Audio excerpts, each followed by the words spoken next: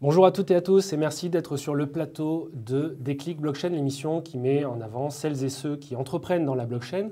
Et j'ai le plaisir aujourd'hui de recevoir Pierre Morisot. Bonjour Pierre. Bonjour Clément. Vous êtes CEO et fondateur de Walsio. Exactement. Walsio, c'est un spécialiste de la fiscalité crypto. Pouvez-vous nous expliquer ce que vous proposez depuis votre lancement et pourquoi vous êtes sur un marché très porteur actuellement ? Alors, Walsio, en effet, accompagne les personnes qui détiennent des crypto-monnaies dans le calcul et dans la déclaration fiscale. Et pourquoi c'est un marché porteur? C'est que, en fait, chaque personne qui détient des crypto-monnaies a l'obligation de calculer. Et donc, pour calculer, il faut suivre chacune des transactions, ce qui est relativement fastidieux, chronophage de le faire à la main. Donc, on a créé un logiciel qui se connecte sur les comptes, sur les blockchains. On a codé le droit fiscal qui calcule les plus-values. Et donc, derrière, permet de sortir les liasses fiscales et donner le montant imposable. Voilà, vous n'opérez pas directement sur la blockchain, mais vous développez des solutions digitales et notamment, voilà, vous venez de dire, vous codez finalement la législation actuelle. Alors, en fait, on ne crée pas de token, en effet, de crypto-monnaie, de jetons de crypto-monnaie. Par contre, on va travailler avec la blockchain dans le sens qu'on va se connecter avec l'explorateur de blockchain, le livre de compte qui est public, pour aller chercher les informations. Nos utilisateurs vont eux-mêmes rentrer le nom des wallets, c'est-à-dire l'adresse de leurs fonds en crypto. Où ils ont des fonds en crypto-monnaie. Et nous-mêmes, on va aller chercher l'information pour toutes les transactions. On va les valoriser et c'est ce qui nous permettra de calculer les plus-values. Donc vous, votre quotidien en quelque sorte, c'est de à la fois vous tenir au courant et même peut-être d'échanger avec le législateur sur la façon en tout cas de déclarer ces crypto-actifs et aussi d'aller chercher dans l'écosystème qui est quand même particulièrement en ébullition, là où finalement vos clients vont placer des fonds pour pouvoir ensuite développer des API ou développer en tout cas des ponts et faire centraliser finalement toutes les transactions. Oui, exactement. Il y a un travail technique donc d'améliorer, de suivre en fonction des plateformes, des blockchains qui sont utilisées. Ça évolue assez rapidement, même très rapidement. Et en même temps, il y a un travail d'éducation du législateur. Là, en ce moment, on a le projet de loi de finances qui est en train de se terminer. Donc, pendant plusieurs mois, plusieurs députés, avec notamment en chef de file le député Pierre Persson, qui ont proposé des amendements, des lois. Et donc, le but étant de les éduquer, leur partager un petit peu des informations, un retour d'expérience sur les complexités qu'on a à l'heure actuelle en tant que contribuable, pour les contribuables, de calculer et déclarer leur plus-value. Et aussi, j'imagine, les sensibiliser à l'intérêt qu'a le législateur à aller s'emparer de la question, parce qu'aujourd'hui, en France, on parle de combien de possesseurs de crypto-actifs au sens large, ça représente combien de personnes? On estime deux choses. La première, alors, il y a un chiffre fiable qui est fait par l'Institut de recherche de crypto.com, qui est une des plateformes qui dit qu'entre le 1er janvier et dans le monde et le 30 juin, le nombre de détenteurs de crypto-monnaies a été multiplié par 2. Et en France, on estime que le nombre de personnes qui détiendraient des crypto-monnaies serait à plus de 2 millions de Français. D'accord, donc un marché quand même assez conséquent. Vous 2021, enfin, quel regard vous tirez sur votre activité, sur l'évolution de ce marché?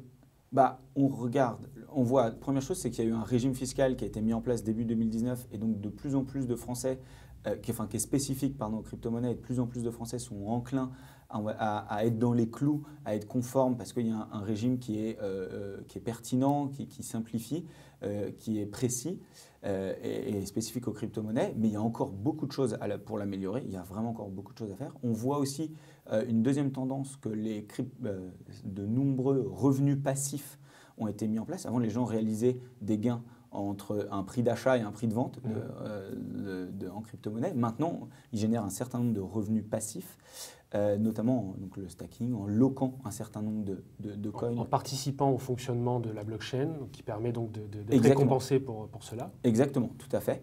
Et donc voilà deux des tendances. Et on voit évidemment le nombre de détenteurs de crypto-monnaies qui croît aussi. Et aussi, donc, au-delà du fonctionnement, enfin de participer au fonctionnement de la blockchain, c'est vrai que c'est un secteur qui se développe énormément.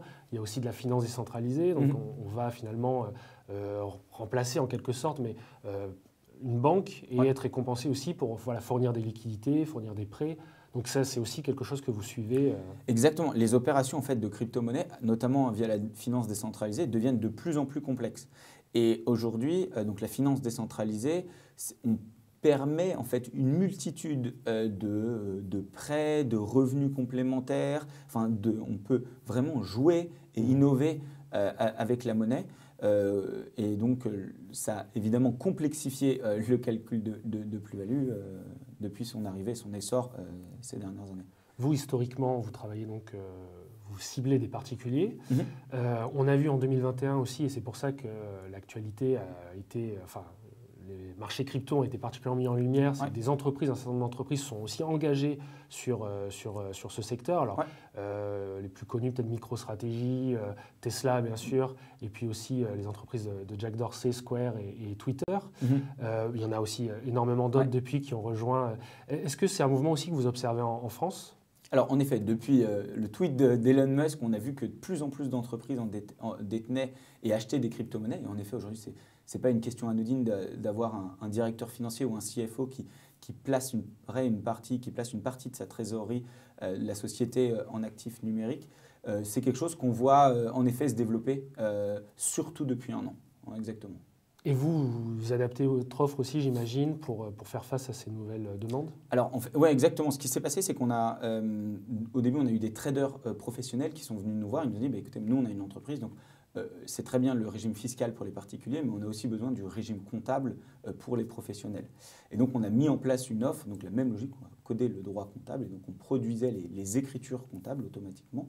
Et là, on est en train de travailler, en effet, sur une offre pour ces entreprises qui veulent placer une partie de leur trésorerie en crypto-monnaie pour faire en sorte qu'en fait, les enregistrements comptables soient pas, souvent c'est un pur arrachage de cheveux pour la valorisation, le suivi de portefeuille, et là en fait ce soit fait de façon automatique par nos outils pour faire en sorte que toutes les entreprises qui veulent investir en crypto-monnaie une partie de leur trésorerie puissent le faire d'un point de vue réglementaire d'une façon très facile et sans aucun doute ou stress.